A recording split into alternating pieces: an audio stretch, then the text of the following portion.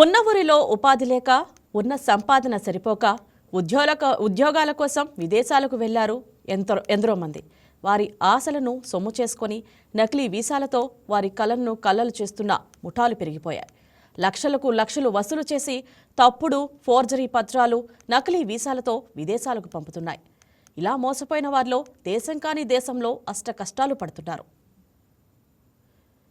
పిల్లల భవిష్యత్తు, కుటుంబ పోషణ, అప్పుల నుంచి విముక్తి, ఇలా ఎన్నో ఆశలు మోసుకుంటూ ఎంతోమంది విదేశాలకు వెళ్తుంటారు. ముఖ్యంగా ఎడారి దేశాలకు వలస వెళ్తున్నారు. వీరి ఆశలను ఆసరాగా చేసుకుని నకిలీ ఏజెంట్లు మోసాలకు పాల్పడుతున్నారు.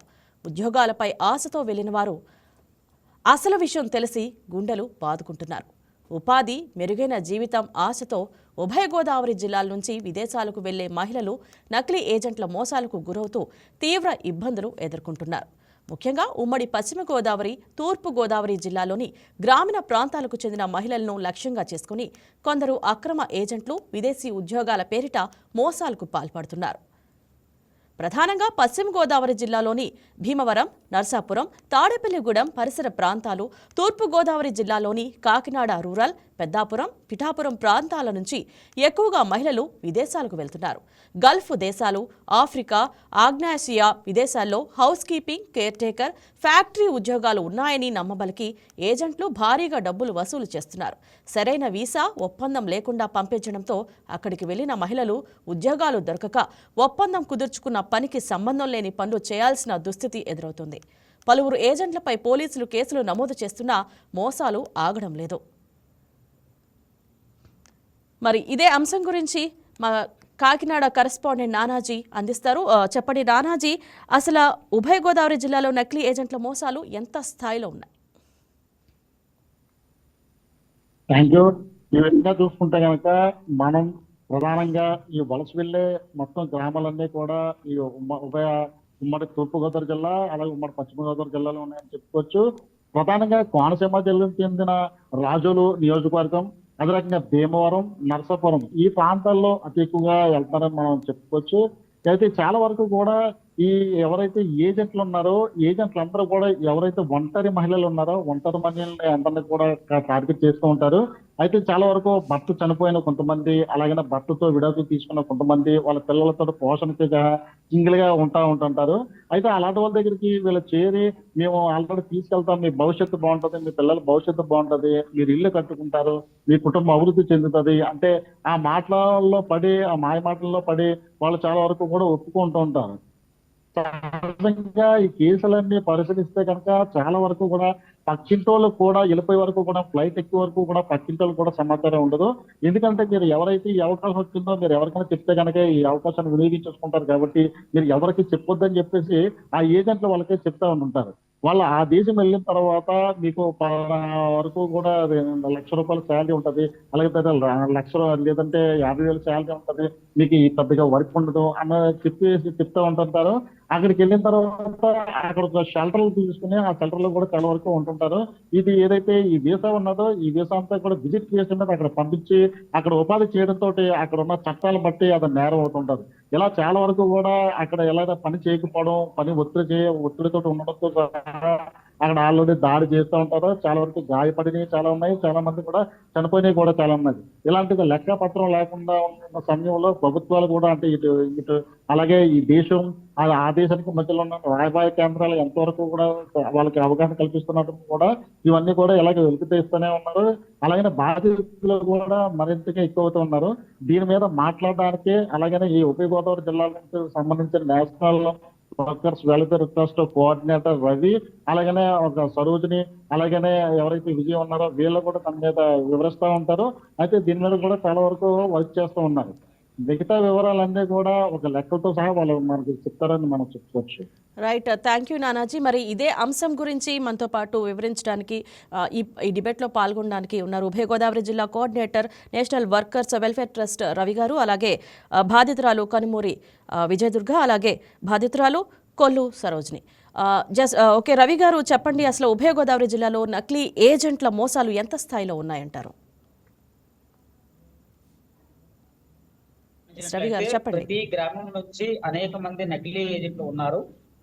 వీరికి ఒక నెట్వర్క్ ఉంటుంది. అంటే ఇక్కడ వారు ఏజెంట్లుగా, అంటే గల్ఫ్ దేశాల్లో కొంతకాలం పనిచేసిన వారు అక్కడ ఏజెంట్లుగా చలామణి అయ్యి అక్కడ గల్ఫ్ దేశాలలో ఆఫీసులు ఓపెన్ చేసి ఇక్కడ ఉన్న లోకల్ ఏజెంట్ల ద్వారా మనుషుల్ని రప్పించుకొని అక్కడ ఆఫీసుల్లో కూర్చుని పెట్టి పశువుల్లాగా, సంతలో పశువుల్లాగా వాళ్ళని అమ్మివేయటం జరుగుతుంది. 2 లక్షలకి, 2,50,000 రూపాయలకి అక్కడ ఉన్న అరబ్ షేట్లకి, వాళ్ళని బాబాలు అంటారు, ఆ బాబాలకి వీళ్ళు లిటరల్ గా అమ్మివేస్తున్నారు. ఈ విషయం వీళ్ళకి తెలిసినప్పటికీ కూడా స్థానికంగా ఉపాధి సరిగా లభించకపోవటం, తర్వాత పిల్లల పోషణ నిమిత్తం లేదా అప్పులు తీర్చుకోవాలనే ఉద్దేశంతో ఈ 2 జిల్లాల నుంచి ఎస్సీ, ఎస్టీ, బీసీ దిగువ మధ్య తరగతి కుటుంబాలు, పేదవారు అత్యధికంగా గల్ఫ్ దేశాలకు ఉపాధి నిమిత్తం వెళ్తున్నారు.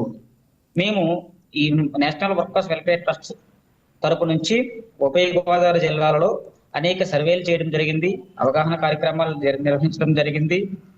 సుమారు ఒక 400 మందిని ఈ 2 సంవత్సరాల్లో ఇండియాకి రప్పించడం జరిగింది. మేము ఎంతో మందికి అవగాహన ఇస్తున్నప్పటికీ కూడా వారు ఉపాధి నిమిత్తం వేరే మార్గం లేక, అంటే ఇక్కడ సరైన పనులు లభించక, సరైన వేతనం లభించక మరలా నకిలీ ఏజెంట్లు నమ్మి ఇతర గల్ఫ్ దేశాలకి వలస వెళ్తున్నారు. రైట్ రవి గారు, అసలు ఏజెంట్లు ఉపయోగించే ప్రధాన మోసపు పద్ధతులు ఎలా ఉంటాయి? అసలు ఏ విధంగా నమ్మబలుకుతారు? ఏజెంట్లు మొదటగా ఏం చెప్తారంటే, మేము డైరెక్ట్ గా హౌస్ కే పంపిస్తున్నాము, మీకు ఇంట్లో క్లీనింగ్ పని మాత్రమే ఉంటుంది, లేదా వంట పని మాత్రమే ఉంటుంది, నెలకి 30 నుంచి 40,000 జీతం వస్తుంది, వారానికి ఒక సెలవు ఇస్తారు, మీకు ఎటువంటి ఇబ్బంది ఉన్నా మేము చూసుకుంటామని చెప్తారు. అలాగే ఏజెంటు అన్ని మేమే దగ్గరుండి ఫ్లైట్ ఎక్కించే వరకు బాధ్యతలు తీసుకుంటామని కూడా నమ్మగలుగుతారు. ఎస్ రవి గారు, మరి ఇప్పటి వరకు మీ ట్రస్ట్కి ఎన్ని ఫిర్యాదులు వచ్చాయండి? ఇంతవరకు ఎన్ని ఫిర్యాదులు వచ్చాయి మీ ట్రస్ట్కి? ఇంతవరకు మా ట్రస్ట్కి 350 ఫిర్యాదులు వచ్చాయి. ఓకే, మరి మోసపోయిన మహిళలకు మీరు ఏ విధంగా సహాయం చేస్తున్నారు? అసలు మేము ఎవరైతే ఆయా దేశాల్లో మోసపోయిన మహిళలు ఉన్నారో ఆ యొక్క కేసు డిపెండ్ అపాన్ ఆ కేసుని బట్టి మేము డీల్ చేస్తాం. సపోజ్ ఒక మహిళ ఒక గల్ఫ్ దేశంలో ఏదైనా బాధిత నివాసంలో ఆమె ఎటువంటి ఇబ్బందులు ఎదుర్కొంటుంది అంటే పని ఒత్తిడి, సుమారుగా చాలా మంది రోజుకు 15-16 గంటలు పనిచేస్తారు. తర్వాత వాళ్ళకి సరైన ఆహారం వాళ్ళు పెట్టరు, చేసిన పనినే మళ్ళీ మళ్ళీ చేపిస్తారు. ఆ పని ఒత్తిడి వల్ల వాళ్ళు కొన్ని రోజులకి మానసికంగా, శారీరకంగా చాలా అధ్వాన పరిస్థితులకు వెళ్ళిపోవడం జరుగుతుంది. వాళ్ళు ఇంకా పని చేయలేని పక్షంలో మమ్మల్ని సంప్రదిస్తారు. మేమేం చేస్తామంటే ఇక్కడ లోకల్ ఏజెంట్ తో మాట్లాడి, ఇండియన్ ఎంబసీ వాళ్ళకి కంప్లైంట్ రైజ్ చేసి, అక్కడ ఉన్న ఆఫీస్ ఏజెంట్లతో మాట్లాడి, స్పాన్సర్లతో మాట్లాడి మేము వాళ్ళని ఇండియాకి తిరిగి మళ్ళీ రప్పిస్తాము. రైట్ రవి గారు, మరి నకిలీ ఏజెంట్లపై చర్యలు తీసుకోవడంలో ప్రభుత్వ సహకారం ఎంతవరకు ఉంది? నకిలీ ఏజెంట్ల పైన మేము సుమారు ఒక 300 మంది నకిలీ ఏజెంట్ల లిస్టులు తయారు చేసి గవర్నమెంట్ కి, ఎస్పీ గారికి, కలెక్టర్ గారికి ఇవ్వడం జరిగింది. అయితే చట్టాలు అనేవి కఠినంగా లేవు. చట్టాలు అనేవి కఠినంగా ఉన్నట్లయితే వీళ్ళ మీద సరైన చర్యలు తీసుకోవడం జరుగుతుంది. ఎంతవరకు అంటే ఎవరికి సరైన అవగాహన లేకపోవడం వల్లనే ఈ రకంగా సరైన చర్యలు తీసుకోలేకపోతున్నారు. ఎస్ రవి గారు, అసలు ముందుగా మహిళలు విదేశాలకు వెళ్లే ముందు తప్పనిసరిగా తెలుసుకోవాల్సిన విషయం ఏమిటి ఉన్నాయి? అసలు ఏ మహిళను ఏ ఏజెంటు కూడా గల్ఫ్ దేశాలకి పంపించే రైట్ లేదు. ఫస్ట్ తెలుసుకోవాల్సిన పాయింట్. కేవలం మహిళలు ఉపాధి నిమిత్తం ఏ దేశానికైనా వెళ్ళాలి అంటే అది ప్రభుత్వం ద్వారా మాత్రమే వెళ్ళాలి. మనకి గవర్నమెంట్ సంస్థలు ఉన్నాయి. విజయవాడలో overseas manpower company of Andhra Pradesh ఉంది. తెలంగాణలో హైదరాబాద్లో Tomcom Telangana overseas manpower company of Andhra Pradesh ఉంది. అలాగే మన ఆంధ్రప్రదేశ్లో ఒక 30 మంది రిక్రూటింగ్ లైసెన్స్ పొందిన ఏజెంట్లు ఉన్నారు. వారి ద్వారా మాత్రమే వెళ్ళాలి. రైట్. వారు చెప్పండి రవి గారు. వారు సరైన అగ్రిమెంట్ ఇస్తారు. వర్కింగ్ వీసా ఇస్తారు. వర్కింగ్ వీసా ఇచ్చి ఆ వీసాలో అగ్రిమెంట్ ఉంటుంది. మీరు ఏ పని చేయాలి, ఎంత శాలరీ ఉంటుంది, ఎన్ని గంటలు పని చేయాలనేది క్లారిటీగా ఉంటుంది. రైట్ రవి గారు, ఇప్పుడు ఎవరైతే మహిళలు ఉన్నారో మరి డబ్బు ఇచ్చే ముందు సరైన సమాచారం తెలుసుకునే బాధ్యత వాళ్ళకి లేదంటారా? ఉంటుంది, ఖచ్చితంగా ఉంటుంది. కానీ వెళ్ళే వాళ్ళందరూ కూడా చదువు లేని వాళ్ళే. చాలా వరకు 5వ తరగతి, 6వ తరగతి, 10వ తరగతి లోపు చదువుకున్న వారే. ఆ ఇచ్చేటటువంటి ఆ వీసా కూడా అరబీలో ఉంటుంది. చాలా వరకు ఇంగ్లీష్ లో కూడా ఉండదు, అరబీలో ఉంటుంది. ఆ వీసా కూడా చాలా ఎక్కువ మంది విజిటింగ్ వీసా ద్వారా వెళ్ళిపోతారు. రైట్. ఇదే అంశం గురించి బాధితురాలు దుర్గా భవాని గారు మనతో మాట్లాడడానికి ఉన్నారు. చెప్పండి, అసలు దుర్గా భవాని గారు, మీరు విదేశాలకు వెళ్ళేందుకు ఎవరి మాటలు విన్నారు? అసలు ముందుకు వెళ్ళాలని ఎలా అనిపించింది విజయదుర్గ గారు? విజయదుర్గ గారు, మీరు ముందు అన్మ్యూట్ చేయండి. మ్యూట్లో ఉంది, అన్మ్యూట్ చేయండి. అన్మ్యూట్ చేసి మాట్లాడండి. నమస్తే అండి, నా పేరు వెస్ట్ గోదావరి, మాది భీమవరం. నా పేరు వచ్చి విజయదుర్గ. చెప్పండి. నేను ఫస్ట్ లో ఏబిఎన్ ఆంధ్రజ్యోతిలో పనిచేసేదానండి. అలాగా 12 సంవత్సరాలు సర్క్యులేషన్ చేస్తుండగా ఒక ఏజెంట్ మీకు వచ్చే శాలరీ 15,000 ఇస్తున్నారు కాబట్టి అదే విదేశాల్లో మీకు ఆల్రెడీ నాకు అయితే నర్సింగ్ కూడా అనుభవం ఉంది మేడం. నర్సింగ్ పరంగా మేము దుబాయ్ పంపిస్తాను, అక్కడ మీకు 50,000 దాకా శాలరీ వస్తుంది, మీరు వెళ్తారా అని అడిగారు.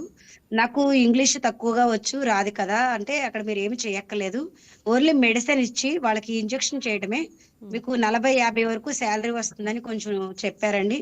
నేనైతే నాకు 2 పిల్లలు, నాకు చిన్న వయసులోనే భర్త చనిపోయారు.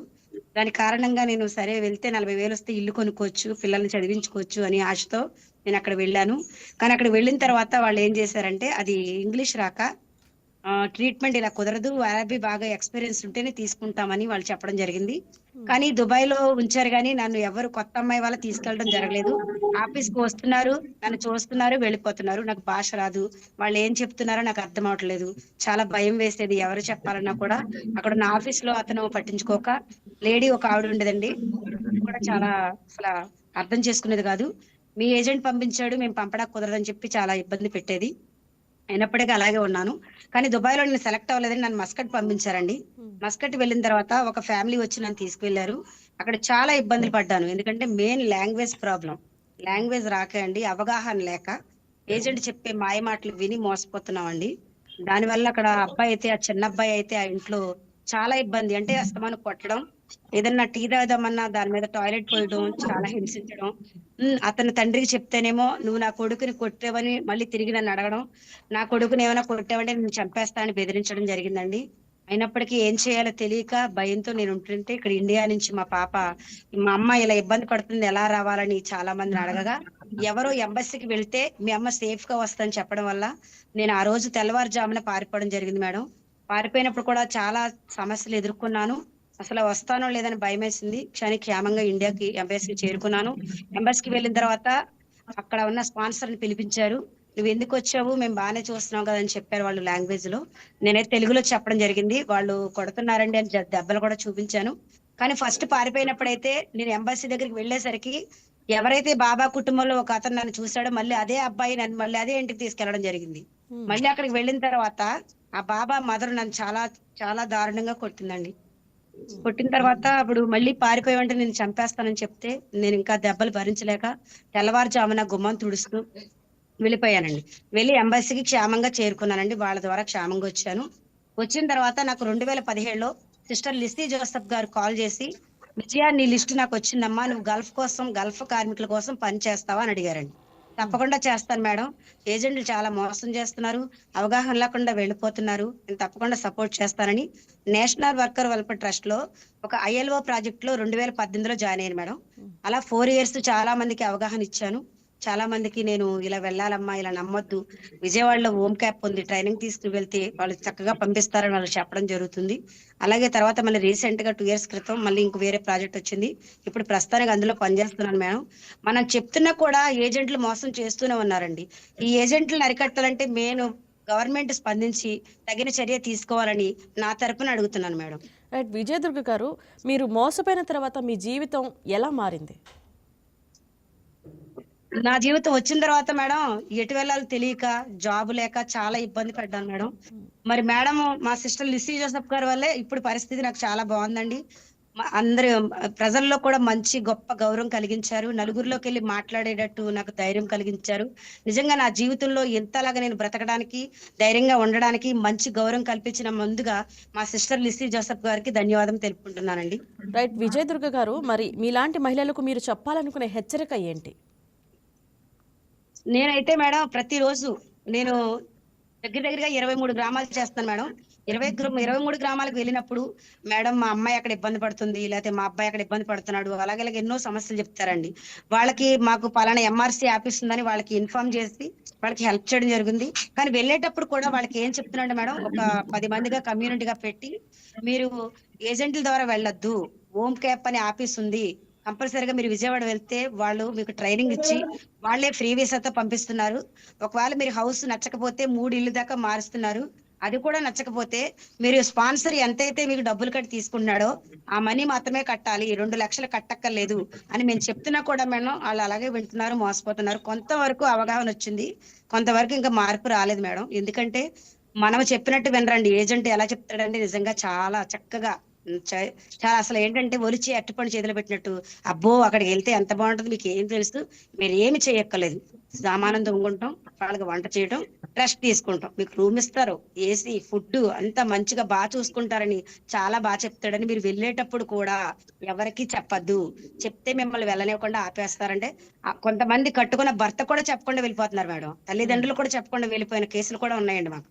రైట్ నేను మేడం నకిలీ ఏజెంట్ల మీద చర్య తీసుకోవాలనుకుంటున్నాను మేడం. విజయదుర్గ గారు, మీలాంటి బాధితులు ఎంతమంది ఉండొచ్చు, మీరు అక్కడ చూసారా? ఉంటారు మేడం. దగ్గరగా ఇప్పటి వరకు అయితే మా లిస్ట్ లో 300 పైనే వచ్చారండి, మహిళలు గాని జెంట్స్ గాని ఉంటున్నారండి. ఇప్పుడు ఈ రోజు కూడా నేను ఒక గ్రామానికి వెళ్ళాను మేడం, మోగలు గ్రామం. అక్కడ ఒక ఆయనకి కంపెనీ అని చెప్పి పంపించారు, కానీ పని లేదు, శాలరీ తక్కువ. మేడం మీరు హెల్ప్ చేస్తారా, తీసుకొచ్చేస్తారా అని అడిగారండి. కంపల్సరీగా పాస్పోర్ట్ డీటెయిల్స్ పెట్టండి, మేము మాట్లాడతాం. ఈ ఏజెంట్ ఎవరు పంపించారంటే తణుకులో ఉన్న ఒక ఏజెంట్ వెదవాడు పంపించాడని వాళ్ళ సిస్టర్ చాలా బాధపడుతూ చెప్పిందండి.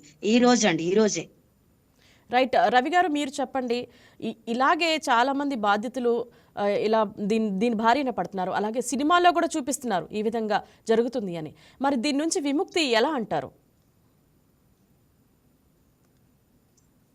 దీని నుంచి విముక్తి ఒకటి స్థానిక, అంటే మన గవర్నమెంట్ వాళ్ళు వీళ్ళకి స్థానికంగా ఉపాధి కల్పించడం, కొన్ని రకాల స్కిల్ ట్రైనింగ్స్ ఇప్పించి వారికి ఉపాధి ఇవ్వడం, లేదా వేరే గవర్నమెంట్ ద్వారా గల్ఫ్ దేశాలకి పంపించడం. అందరికీ కూడా సరైన అవగాహన కల్పించి గల్ఫ్ దేశాల్లో ఏ పనులు ఉంటాయో ఆ యొక్క పనులకి ట్రైనింగ్ ఇప్పించి కొంత ఇంగ్లీష్ పరిజ్ఞానము, కొంత అరబీ పరిజ్ఞానం నేర్పించి పంపించాలి. రైట్ విజయదుర్గ గారు, మీరు చెప్పండి. ఫస్ట్ మీరు అక్కడ గల్ఫ్లో ఎంటర్ అయిన తర్వాత ఫస్ట్ అనుభవం మీకు ఎలా ఉంది? ఫస్ట్ చేదు అనుభవం మీకు ఎలా అనిపించింది? మనం మోసపోయాం అని, నేను మోసపోయాను అని చెప్పి మీకు ఏ సన్నివేశం ద్వారా మీకు అర్థమైంది? నేను వెళ్ళటం మేడం, అంటే వాళ్ళు వెళ్ళగానే ఒక ఫ్యామిలీని చూపిస్తారు, చక్కగా ట్రీట్మెంట్ చిన్నగానే ఉంటది కదా, వాళ్ళకి మెడిసిన్ ఇవ్వడమే కదా, వాళ్ళకి మనకు చెప్తారు కదా అని చాలా సంతోషంగా వెళ్ళాను మేడం. కానీ అక్కడికి వెళ్ళిన వెంటనే వాళ్ళు ఒక అతను వచ్చి నన్ను తీసుకెళ్లారు ఆఫీస్ కి. ఆఫీస్ లో చాలా మంది ఉన్నారు మేడం, లేడీస్ ఎక్కువగా ఉన్నారు. ఒక లేడీ ఉంది అక్కడ, ఆఫీస్ కి ఇన్ఛార్జ్ గా లేడీ ఉందండి. వాళ్ళ లేడీస్ అందరూ చాలా మంది, కొంతమంది అయితే ఏడుస్తున్నారు, ఇదేంటి ఇలా ఏడుస్తున్నారు, ఇదేంటి ఇంత గందరగోళంగా ఉందండి, చాలా భయం వేసింది మేడం. అయినప్పటికీ 2-3 అడిగితే అమ్మాయి అలాగే మోసం చేస్తున్నారు, వాళ్ళ పని ఏమి ఉండదు, ఇగో ఎప్పుడో వచ్చానమ్మా, నాకు ఇంకా పని కూడా దొరకలేదని చెప్పడం వల్ల నాకు కొంచెం భయం కలిగిందండి. అయ్యి బాబోయ్, నేను ఏంటి ఇలా వచ్చాను, ఇలాగన్నారు, మోసపోయానా, ఎలా వెళ్తాను, నన్ను పంపిస్తారా లేదా అని చెప్పి నాకు అసలు తెలియదు మేడం. చాలా అసలు ఎవరికి చెప్పాలో ఏం చేయాలో చాలా భయం వేసిందండి.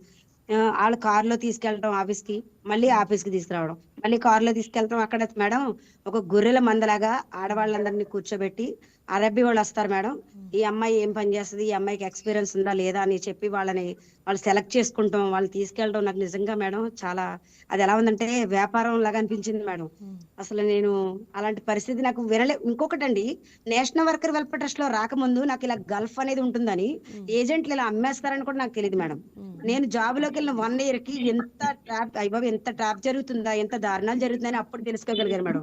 కానీ భయం వేస్తుంది మేడం, నేను వస్తానో రానో చనిపోతానేమో అనిపించిందండి నిజంగా అప్పుడు.